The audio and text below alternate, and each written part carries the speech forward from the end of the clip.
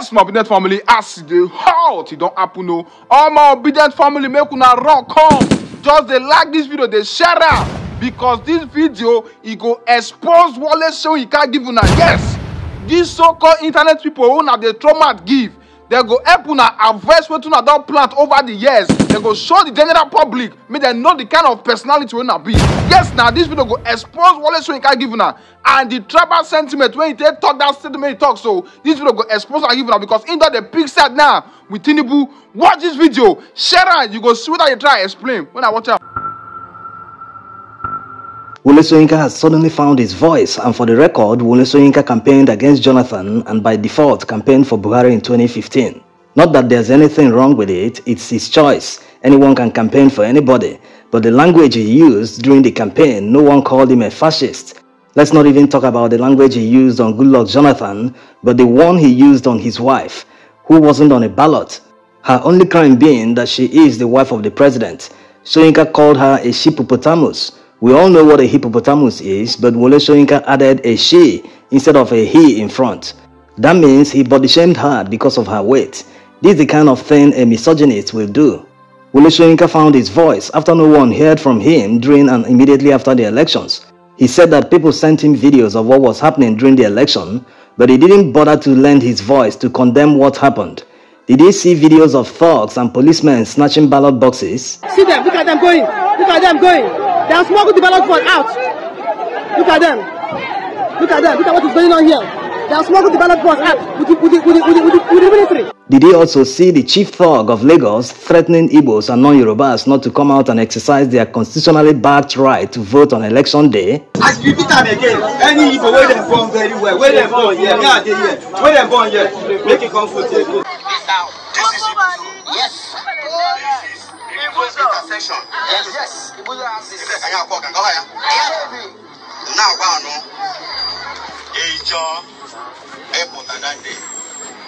Now, to vote for the PDP. Life. If you know you don't want to vote for PDP, stay where. He did it during the presidential election. He repeated it before the governorship. Maybe he saw most of the atrocities that happened during the election, or maybe he didn't. But is Prof aware that many people lost their lives? Is Prof aware that many people were hurt during the election? There's a young man that died differently. His name is Bolaji. He's a Yoruba boy. And they are saying that he's not Igbo. Is Soyinka aware that P2B supporters were injured just because they speak a language that is not Yoruba? And when people are hurt, they are angry. When people lose their loved ones, they are angry. When people lack the most basic things of life that people in other countries take for granted, it can be frustrating and can make anyone angry. While Soyinka protested against the PDP administration led by Goodluck Jonathan in 2014, which can be likened to what Obedience are doing today, the APC guys were threatening to form a parallel government if the election doesn't go their way. Well, that is a position. Do you see it as inciting? I don't think so. I don't think it's inciting. Why is that inciting? There's nothing that incites about that. I don't think that would necessarily lead anyone to violence or lead anyone to do anything. Forming a parallel government, that's not calling for anarchy. Not necessarily. Not necessarily. But it could be. No, not necessarily. Look at cases. Notice the Naira exchange rate of 181 Naira to the dollar in 2014 when Osibanjo was justifying their decision to form a parallel government. Compare that to the exchange rate today, which is more than 750 Naira.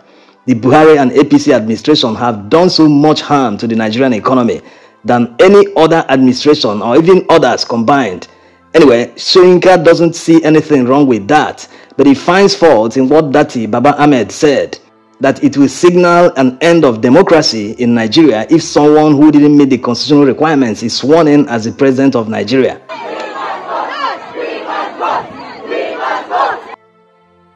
Now, let's see the meaning of fascism. It says, a political system based on a very powerful leader. Who is the very powerful leader here, or leaders? Tinubu and Buhari. It also says state control. We all know who is in control of the state. APC, Buhari, Tinubu, Sanwo-Olu, and Nyesom Wike.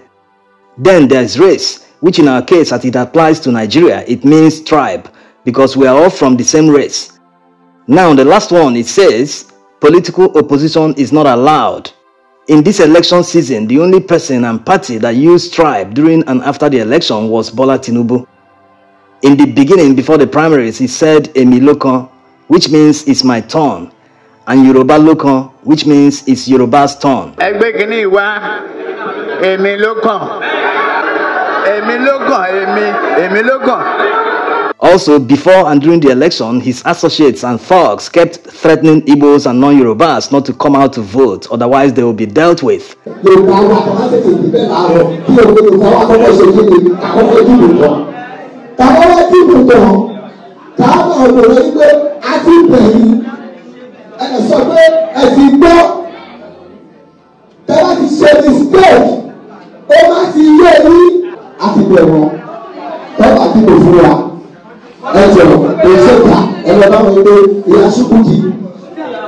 they do not want face for us. Please, sit down for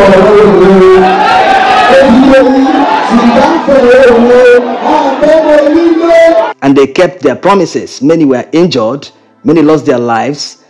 Many APC thugs told non-Yorubas to go back to their states of origin and vote there, that this is Yoruba land, that they can't vote here.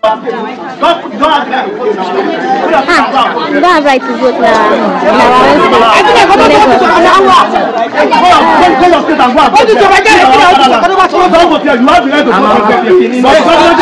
What Tinubu and APC did during the election was beyond fascism. It was like a Yoruba supremacy over other tribes in Nigeria. If you are not Yoruba, you do not have the right to vote. The APC in Lagos were campaigning around telling people that the governorship candidate of the Labour Party in Lagos isn't a Yoruba man, that he is Igbo and therefore should not be voted for. Compare that to what V0ice said during the election. He kept telling people not to vote for him because of where he comes from, because of his tribe, but to vote for him because he has the competence, he can do the job, he can deliver. Do not say because V0ice is from the east, I'll vote for him. Do not vote for me because I'm an Igbo man. Do not vote for anybody because he's from the west. Do not vote for anybody because he's from the north. This is time to vote a human being who have conscience and trust. The Nigerian constitution does not prevent anyone from being voted for as a governor irrespective of his state of origin. Most of the former APC governors in Lagos aren't even from Lagos. Their parents or themselves all migrated to Lagos State. How can Soyinka see all this and still remain silent? Everyone knows the history of the Labour Party candidate, Gbadebo Survivor. The history of his family is well known in Lagos State. V0ice's history is well known. That of his father and mother are equally known. His primary, secondary schools and university schoolmates are known. Same with Yusuf Dati Baba Ahmed. Unlike Tinubu, whose history is shrouded in mystery, many things about his past life are unknown. It's like he didn't exist before 1970. No one can say exactly where he was born, who his parents are, and his real identity. The only sure thing about his past is that he was convicted and forfeited $460,000 to the United States Treasury, being funds linked to narcotics trafficking. The world saw what Wole Soyinka did during the US presidential election. He threatened to tear his green card if Donald Trump wins the election. Whatever reason he had for doing that, the question here is, why does Wole Soyinka measure the United States with a particular political standard and refuses to measure Nigeria with the same standard? Or was it because he didn't like Donald Trump? So in the case of Nigeria, he likes Tinubu. He wouldn't measure Nigeria with the same standard he measured the United States, not minding the fact that before Trump contested the presidential election, he didn't have a criminal conviction, unlike Tinubu. Trump didn't capture the treasury of Florida or New York State like Tinubu did in Lagos, where he earned a whopping 36 billion naira in 2 years. In the last 2 years, 36 billion naira has been paid out to Tinubu via Alpha Beta Consulting alone. 36 billion naira is a colossal amount of money to pay an individual firm over a 2-year period. Yes, compare the GDP per capita of the United States to that of Nigeria to see that there's no justification for one man to earn 36 billion naira from the taxes of Lagos State, a state where millions live in slums, and Wole Soyinka doesn't deem it fit to tear his passport because of Tinubu, like he destroyed his US green card. What Bola Tinubu and APC did during the presidential and governorship election was beyond fascism. So either Prof no longer knows the meaning of fascism, or he can't just bring himself to criticize his friend Bola Tinubu, because they go way back. What more essential thing do you require if you're moving into an unfurnished building? You need to cook. His wife, Remi, sitting there, had thought about these details and sent pot and pans and fridge or whatever to the house to enable myself and my family to survive until my house was repaired in Ogun State. Professor Soyinka eulogizing Tinubu. Prof should have remained silent like he did throughout the election, or even if he must grant an interview, he shouldn't have thrown accusations that kind of plays on our collective intelligence. Or is he part of the international propaganda to demarcate Peter Obi? They want to make it look like Peter Obi is a populist candidate. No, he's not. Nigerians are just tired of the government that doesn't work for them. From PDP and APC the past 24 years, they couldn't fix ordinary power supply in Nigeria. That was why it was easy for people to understand Peter Obi's message. Words are powerful. When APC guys use words like treason, mob, and Soyinka have added his own, fascists. It tells you one thing: this is a coordinated propaganda targeted at the international community to demarcate Peter Obi and his followers. The Western world knows better. They saw it firsthand through their people who observed the elections. They've submitted their reports. Tinubu and APC are just looking for legitimacy. That's why they sent the Minister of Information to interact with the international press in Washington, D.C. Some are already singing their praise, like Johnny Carson, the executive officer at the United States Institute of Peace. They should know one thing: whatever you guys cannot tolerate or support in the United States, don't ever bother telling Nigerians to accept it. There's no peace without justice.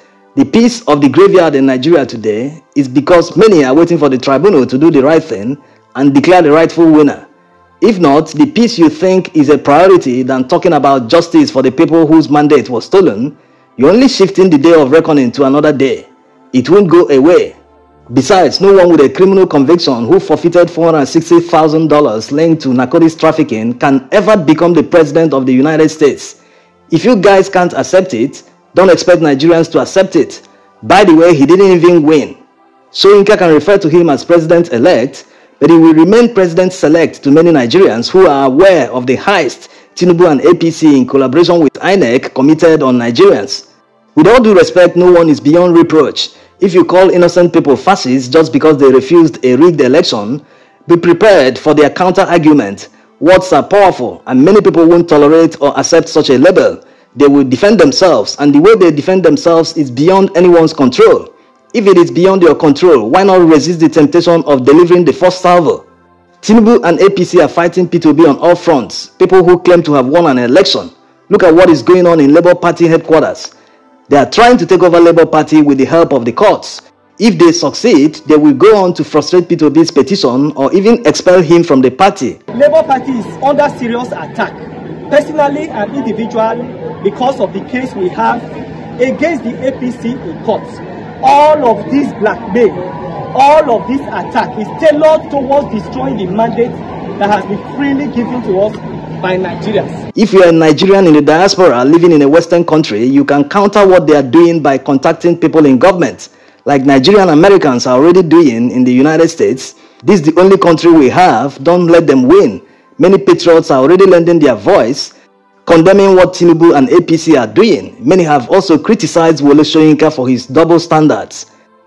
During the past elections, there was no single violence attributed to the Labour Party or obedience. So how can someone boldly use the term fascist on them? Majority of the violence recorded during the election was done by APC. And curiously, all the APC leaders, including Buhari, haven't condemned the violence unleashed by thugs on innocent Nigerians. Thank you for watching. If you don't vote APC for a year, go your house. Nobody force you come here. Go house, go. If I see you vote another, I will call look at. If I see you vote another party, go ahead and house. You no come joke for here. This territory where you get, na APC, go your house. Go relax.